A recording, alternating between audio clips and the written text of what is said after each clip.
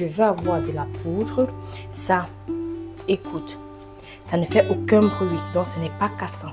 Il te faut avoir quelque chose de cassant pour avoir de la poudre. Par contre, ceci, écoute. J'espère que tu entends bien la différence entre les deux. Ça, c'est cassant et ça, regarde.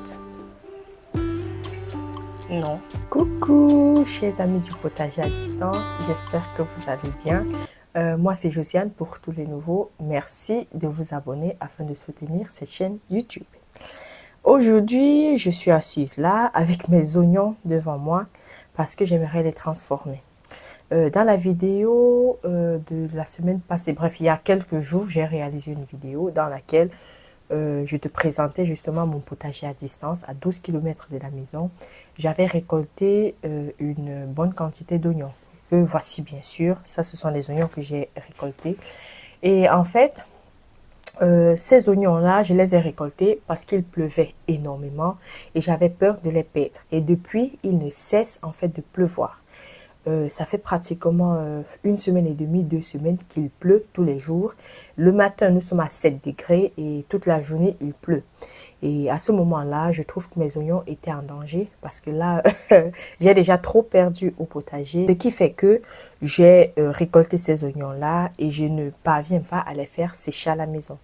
Le chauffage n'est pas encore allumé et la pièce dans laquelle ces oignons se trouvent, elle n'est pas chauffée.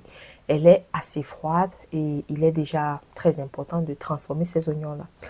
Moi, la seule façon que je vais faire dans cette vidéo aussi, parce que je sais qu'il y a d'autres façons de transformer les oignons, surtout si tu le fais souvent, n'hésite pas à me dire comment est-ce que toi tu fais, parce que j'ai entendu parler de la lactofermentation des oignons, mais bref. Si tu transformes les oignons, dis-moi pas en bas de commentaires et comment est-ce que toi tu réalises ça. Parce que moi, je vais faire de la poudre d'oignon. En fait, la poudre d'oignon, c'est quoi? Ce n'est rien d'autre que les oignons que tu vas récupérer. Moi personnellement, je vais retirer déjà la partie... la racine, je vais retirer, que je vais jeter, et je vais retirer les premières peaux parce que bon voilà, je n'ai pas envie de les utiliser pour pouvoir nettoyer ou quoi que ce soit. Je vais retirer les premières peaux et je vais prendre les oignons, je vais vraiment découper en fines lamelles. Pourquoi? Parce que après avoir découpé, je vais devoir mettre ça au déshydrateur. Je t'avais présenté mon déshydrateur dans une des vidéos il y a déjà plusieurs semaines de ça. Donc, si tu veux aller voir, je vais te laisser justement la barre, je vais te laisser le lien dans le i qui va s'afficher juste en haut. Et je vais prendre ça, je vais mettre ça au déshydrateur. Après avoir coupé très finement, je mets au déshydrateur. Et après plusieurs heures, je ne sais pas combien, mais les oignons ne contiennent pas beaucoup d'eau. Comme d'autres, comme par exemple la tomate. Donc, je pense que ça va sécher assez rapidement.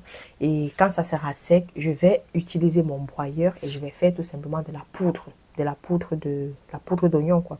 Je sèche énormément de légumes pour pouvoir faire mon bouillon de légumes. Moi, je trouve que c'est mieux d'avoir ça que d'acheter tout ce qu'ils nous vendent au supermarché. Donc, moi, je préfère faire ça comme ça et je sais que tout ce que je vais assaisonner sera délicieux. Je vous assure, le goût est incomparable par rapport à ce que nous achetons en magasin, surtout si ce n'est pas de la bonne qualité. Ce que tu vois ici, c'est les oignons que j'ai déjà eu à déshydrater. Donc là, c'est bien sec. Regarde, c'est sec. Mais le problème, c'est que si j'utilise mon moulin pour pouvoir écraser ça, regarde ce que ça va faire. Bon, ça, j'ai fait l'essai avec le paprika. J'ai fait l'essai avec le paprika. Et ça me fait des trucs qui ne sont... Ça n'est pas de la poudre. Je n'obtiens pas de la poudre que je veux. J'obtiens des petits morceaux qui ne m'intéressent pas. Et vu que je veux avoir de la poudre, ça... Écoute, ça ne fait aucun bruit, donc ce n'est pas cassant. Il te faut avoir quelque chose de cassant pour avoir de la poudre. Par contre, ceci, écoute. J'espère que tu entends bien la différence entre les deux. Ça, c'est cassant et ça, regarde. Non. Et ça, tu entends? Tu vois la différence? C'est pourquoi ceci que tu vois là, j'ai déshydraté à 40 degrés et ceci, j'ai déshydraté à... Au début, c'était 40 et vu que j'avais le même résultat que ceci, je suis passée à 60 degrés pendant quelques heures pour avoir ce résultat-ci. Donc, toute la masse que tu vois ici d'oignon ira tout simplement dans à nouveau dans le déshydrateur pour peut-être 1 à 2 ou bien 2 à 3 heures pour avoir un cassant et après je vais directement tout broyer. Et donc comme tu peux le constater, j'ai ici les oignons et j'ai ici le paprika.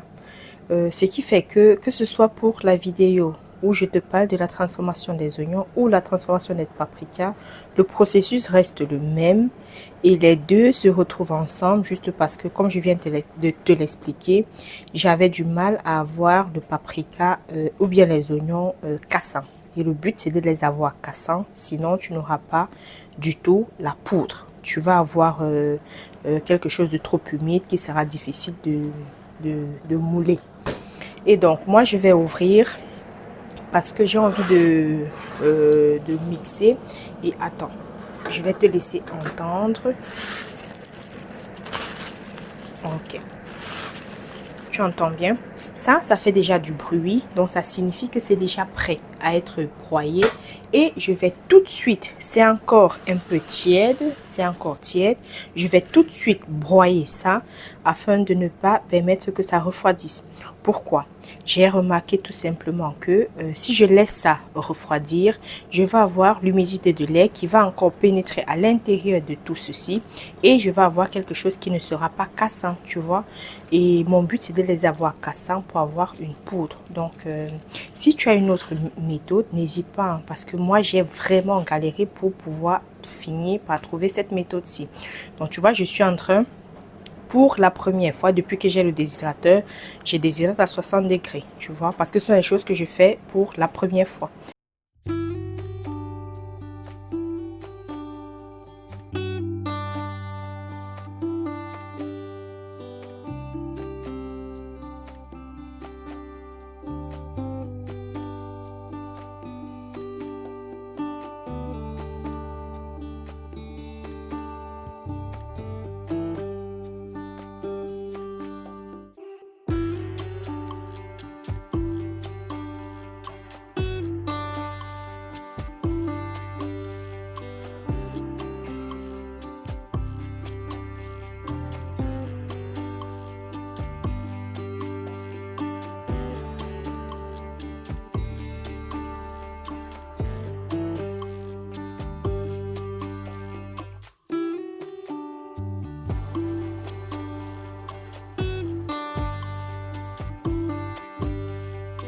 Je trouve que c'est très important que dès que ça sort du déshydrateur, de mixer.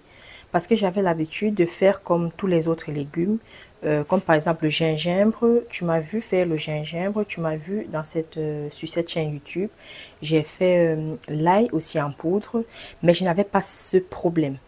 Et ce qui faisait que dès que ça déshydratait et que c'était assez sec comme ça, je pouvais laisser ça sur le plan de travail pendant plusieurs jours et venir mixer quand j'ai le temps. Mais avec l'oignon et le paprika, c'est pas le même cas.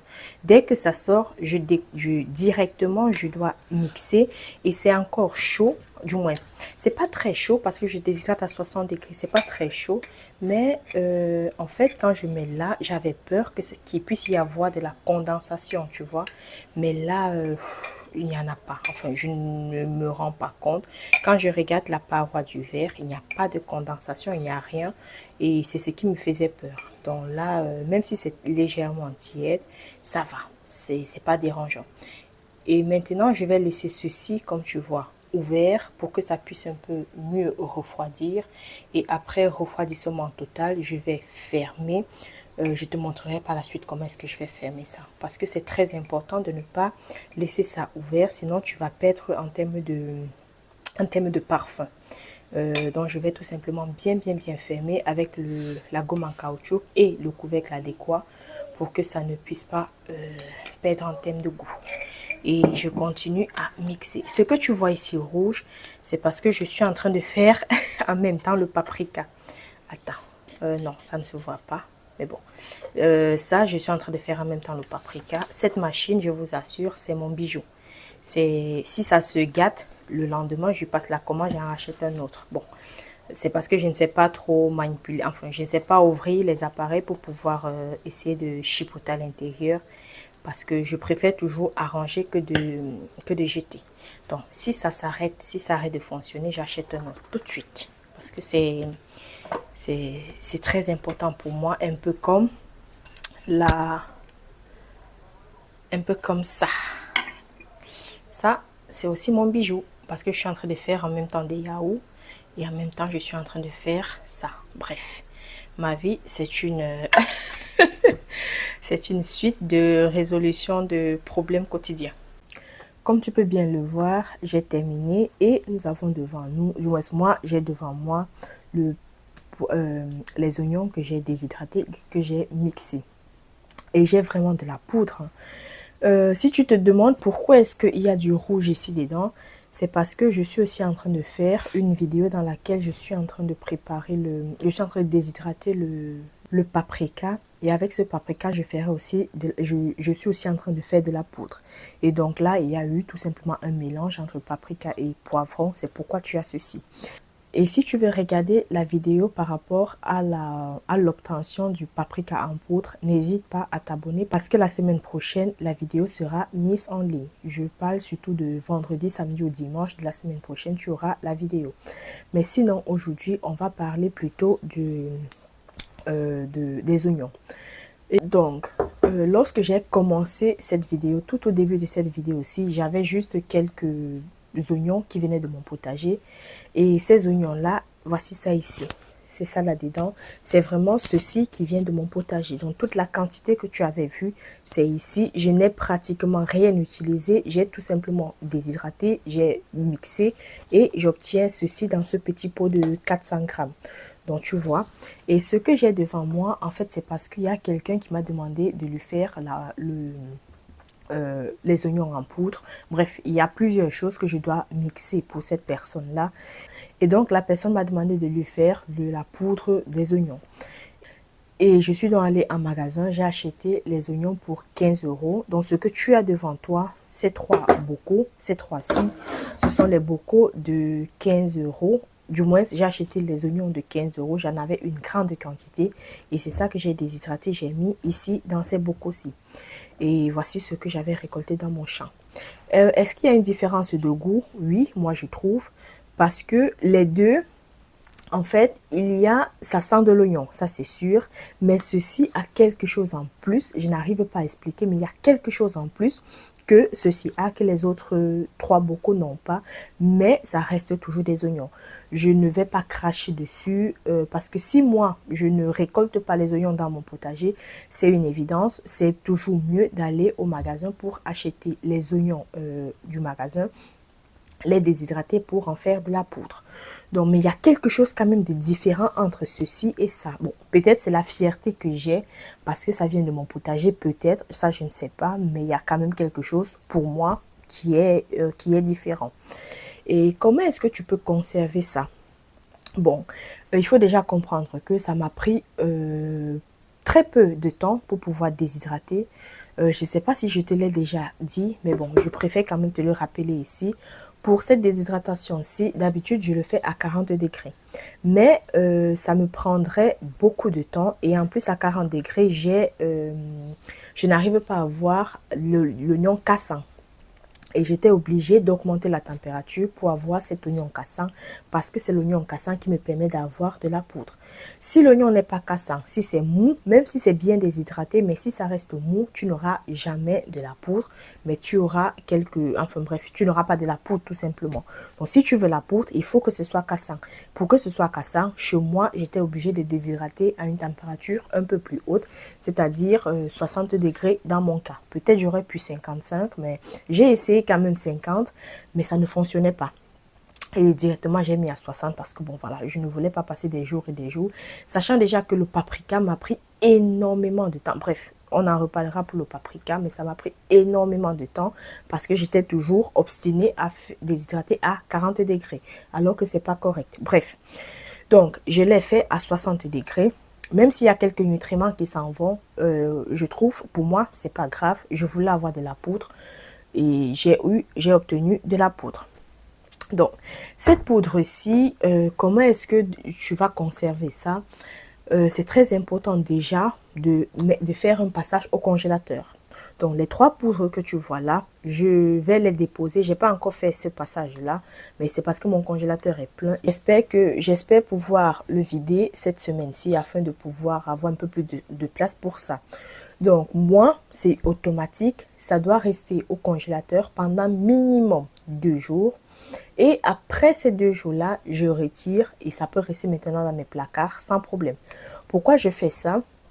Parce que je suis dans une maison où il y a pas mal de plantes et tu as pas mal des insectes par-ci par-là et j'ai déjà eu le problème avec des mites alimentaires et pour éviter cette prolifération des mites, pour pouvoir éviter tous les insectes et tout qui pourraient avoir pondu des œufs à l'intérieur des produits que tu as séchés, c'est mieux de faire un passage au congélateur. Donc tu vois, ça c'est l'oignon qui vient de mon potager. On est d'accord que il y a quand même ces êtres vivants qui sont invisibles à l'œil nu, mais qui existent et qui étaient forcément dans mes oignons. Enfin bref, ça va tout simplement éviter que les œufs qu'il y aurait à l'intérieur de ces aliments-là puissent se développer et puissent devenir des insectes qui vont tout simplement abîmer le résultat de ton travail.